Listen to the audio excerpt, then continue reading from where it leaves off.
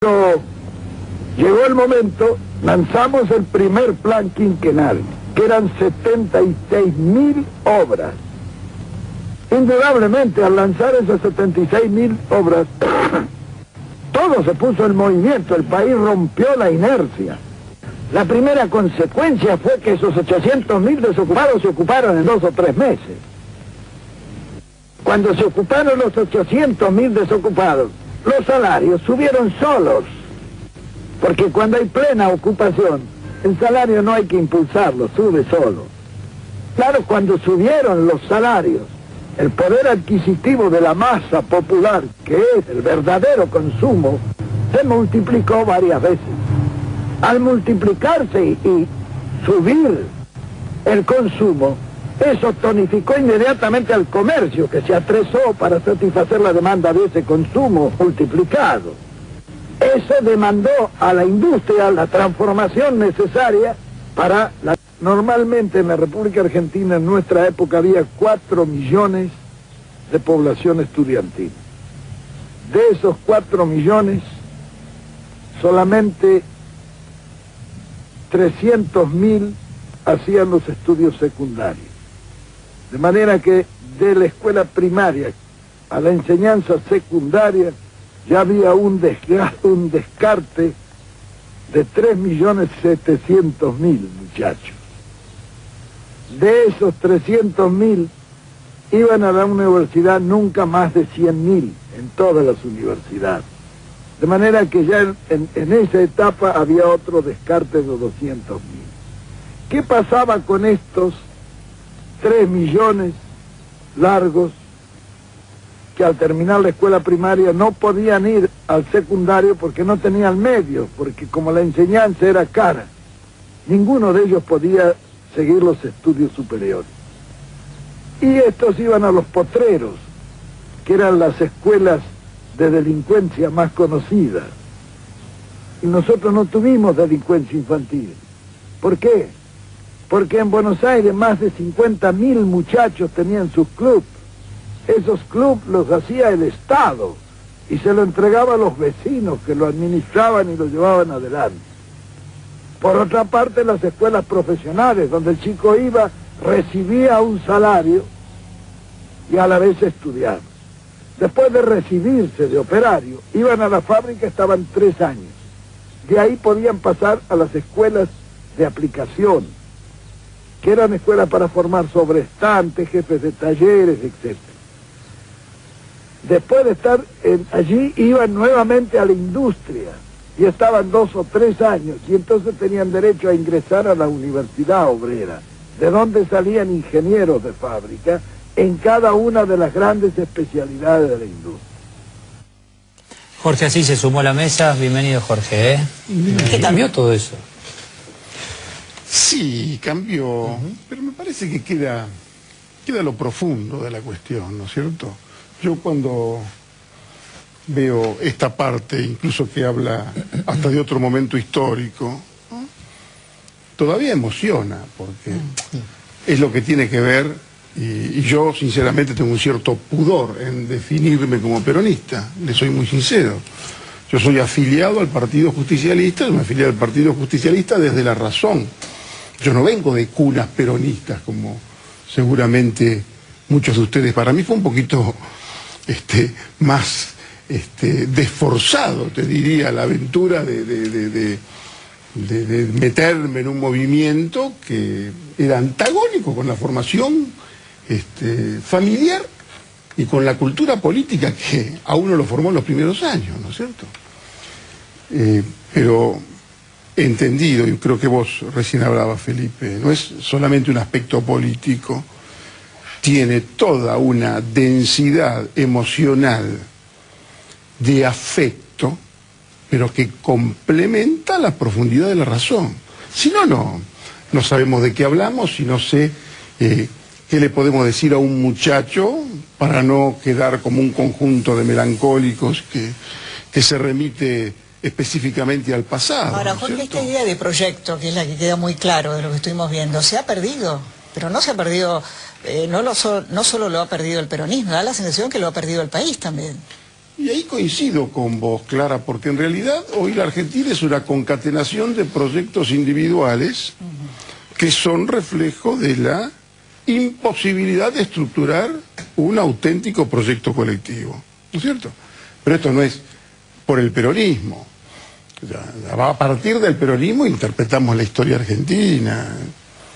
Yo, en cierto modo, casi con excesivo pragmatismo, dotado de un poco de cinismo, yo defino al peronismo como la ideología del poder. Una ideología de poder porque el poder también signa su propia ideología, que tiene que ver con un cierto pragmatismo que permite que el peronismo pueda incorporarse a los distintos momentos de la historia. Felizmente, con la caída del muro de Berlín, con la caída de la Unión Soviética, con el proceso de acumulación capitalista como prácticamente única verdad, en ese momento histórico apareció lo que hoy muchos de los que colaboraron con aquel proceso lo denigran, pero felizmente se pudo ubicar con la época. No se puede entender el peronismo sin entender el contexto internacional, porque el peronismo, compañero Venegas, podremos discutirlo, nace a contrapierna, nace en medio de un país que fue políticamente derrotado en la Segunda Guerra Mundial. Cuando se caía el mito de la Argentina opulenta, que todavía a diario uno escucha expresiones voluntaristas que dicen nosotros éramos grandes, y mentira, no fuimos un pepino grandes. Sobre todo el mito de la generación del 80, de cuando fuimos tan ricos, cuando fuimos tan poco ricos, porque había una mayoría de pobres. Ese mito se murió en 1914. Y después se intentó reflotar de las crisis internacionales y no pudo levantarse nunca más ese mito. Entonces quedó fijo ahí como la Argentina, que era cuarto o quinto país en el mundo. En realidad era una semicolonia con una factoría muy próspera, sin ningún tipo de soberanía ni independencia, que crecía al 10% el área sembrada sobre campos vírgenes completamente, absolutamente fértiles, y con una demanda de alimentos fenomenal de Europa. Por lo tanto, a ese crecimiento del 10% anual físico, así, más todos los inmigrantes que llegaban y que no encontraban tierra, pero encontraban laburo, pues sabían cultivar la tierra estaba a mano de otro, se dio esa Argentina. El peronismo es el primer intento... ¿Vos negás el proyecto de la generación del 80? Porque a veces... Absolutamente. Creo que totalmente en contra. Totalmente en contra. Yo creo que la generación del 80 fueron, digamos, cuando citamos a la generación del 80, citamos a los más lúcidos de una aristocracia y oligarquía, como se quiera llamarla, muy pequeña, que controlaba y dominaba el país por la vía de un voto que no era voto, y que por supuesto, dio buenos escritores, tipos políticamente importantes, etcétera, como ha habido siempre. Pero allí estaba tan cerrado el núcleo que parecía que todos los frutos eran flores, que todos eran peregrinis, y no eran todos peregrinis. Bueno, vamos a ir a una pausa. Jorge Malcaño, ¿vos querías decir algo ahí? No, yo estoy... Lo que pasa es que soy medio chavista en esto, me pongo a hablar y... Está bien. Por ejemplo, Jorge Malcaño dice, me recomienda ver la película La República Perdida, para que vea cuál era el rol de algunos diputados y montoneros, pero Carlos nos tira como una pequeña bomba, ¿no? Dice, señores, el peronismo se concibió como un movimiento fascista, autoritario y verticalista, y Perón estaba inspirado en Benito Mussolini y en la España de Francisco Franco. Les dejo este mail y después lo respondemos. Es un viejo equívoco que me parece que tal vez no hay que dejarle mucho espacio para no responder. No, bueno, vamos a regresar ya. Enseguida volvemos.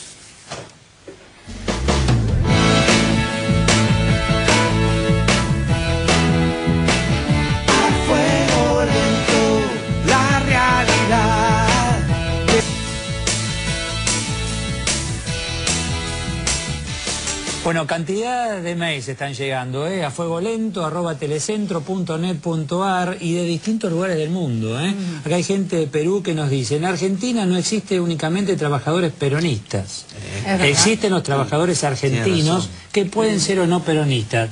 Recuerdo de mi querida Argentina. Muchas gracias. Pero antes, Jorge, a esta acusación de Carlos de que Perón estaba pensando en imitar a Mussolini y Franco. A ver, es un lugar común y un malentendido histórico, que parte en realidad de una cierta tergiversación. El peronismo emerge después de la Segunda Guerra Mundial. La Argentina apostó por una positiva neutralidad en su momento, que fue directamente anterior al peronismo. Hubo, y hubo cancilleres, y hubo gente verdaderamente para recordar admirablemente y homenajearla, que por supuesto que tenía destacado a algunos personajes para venderle a Argentina a esa globalización que se venía en aquel momento y que tenía que ver con lo que era ese eje que dividía también la sociedad argentina. Yo no sé qué hubiera sido de muchos de los intelectuales que no eran comunistas en los años 40 para no tener algún punto de vinculación con ese otro fenómeno. Lo que pasa es que esto, cuando lo analizás después de todo lo que ocurrió, es que como no sabes dónde meterte, pero en realidad Perón fue agregado militar y estuvo en esa Italia y pudo haber visto esas cosas que tuvo que ver con aquellas paradas y demás.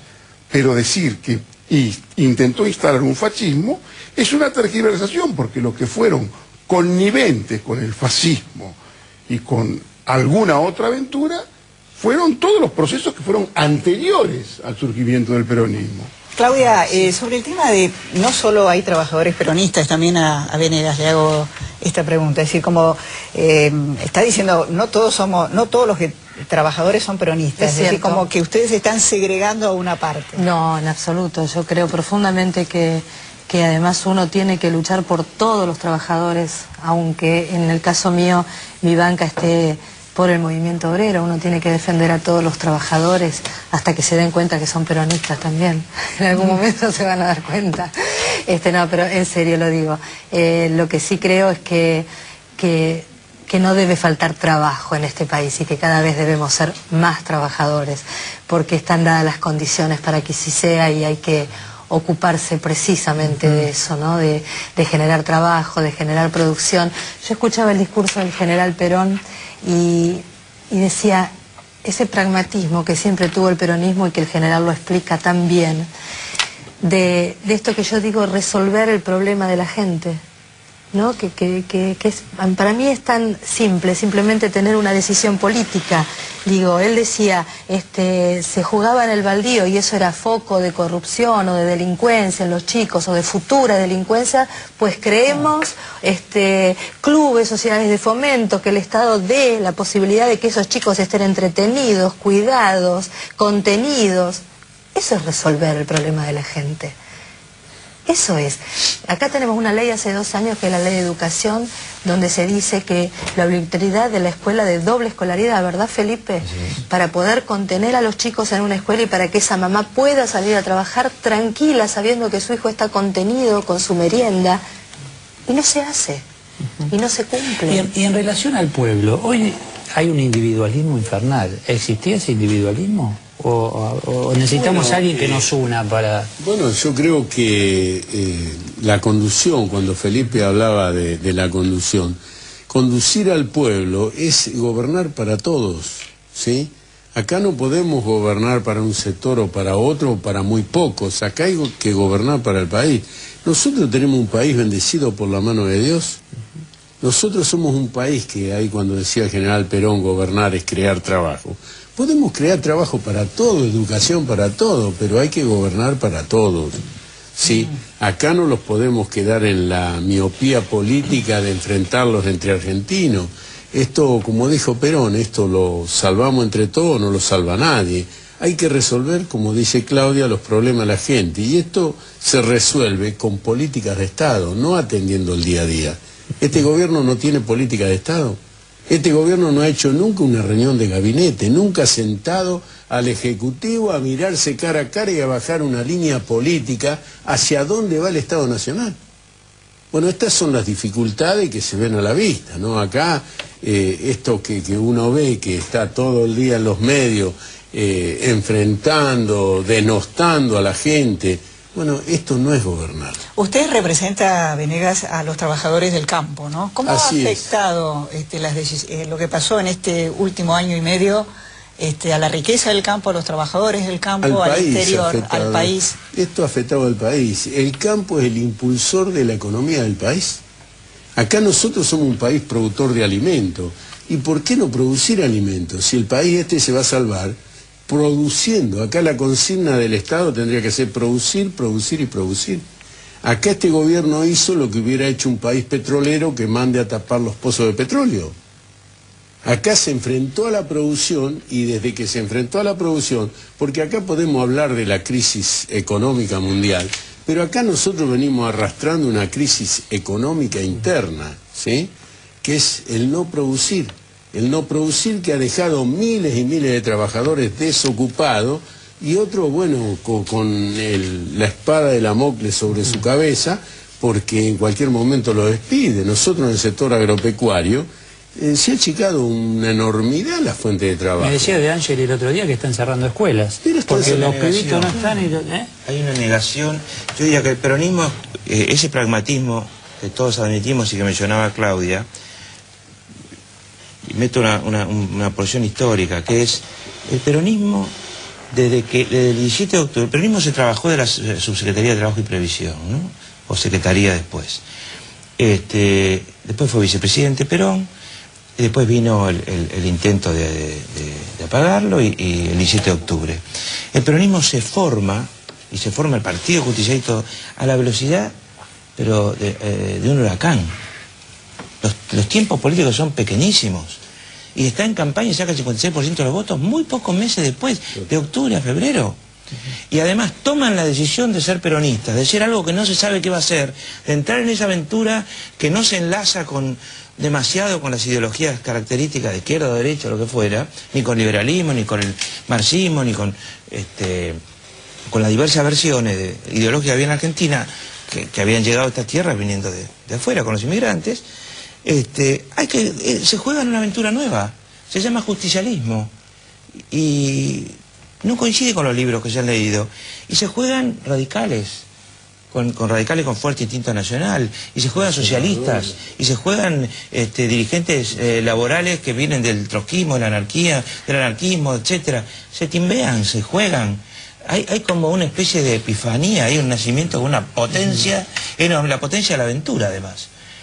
Eso hace que Perón, cuando hable de los chicos que estaban, o van al baldío, o van a clubes a hacer deporte, cuando dice había 4.800.000 desocupados, cuando dice lanzamos el primer plan quinquenal, la imagen que uno tiene cuando uno lo ve desde acá, es que como si él operara sobre un mundo absolutamente virgen, donde no estaba nada creado. Y no es cierto, operaba sobre un mundo decadente, no virgen. Porque la Argentina de los 40 era una Argentina que ya venía con una decadencia muy fuerte, social, moral, los tangos de Discépolo son del 40, sí, etcétera, venía en decadencia. Lo que había querido hacer ya no era. Ahora, yo les quiero preguntar... Y Perón opera sobre eso como si fuera un campo virgen para sembrar trigo. Es decir, como que reinventa todo. Ahora, yo quiero decir una sola cosa, y disculpame que sea un poco latero. Hay dos temas centrales ahí en lo que dice Perón. Uno es, y los dos son doctrinarios, uno es imposible concebir un gobierno peronista si atenta contra la producción.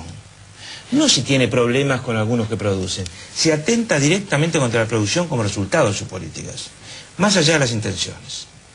No se concibe que la producción no esté a pleno, porque la búsqueda de producción y consumo, la búsqueda de mercado interno muy fuerte, la búsqueda de exportación, en este caso, en este mundo nuevo, de tener reserva, etcétera, son todos circuitos históricos, económicos, pero potenciados por el peronismo, siempre utilizados a pleno por el peronismo. ¿No es cierto? No sé si estudiaron a Keynes o no, pero hoy se dice keynesiano todo aquel que quiere cebar la bomba y activar la economía, así como si Keynes hubiera hecho solo eso. Bueno, el peronismo en ese sentido siempre fue keynesiano. Felipe, el otro punto, y termino, y le pido disculpas por la lata, es que no se puede concebir el peronismo, y sobre todo después del 73,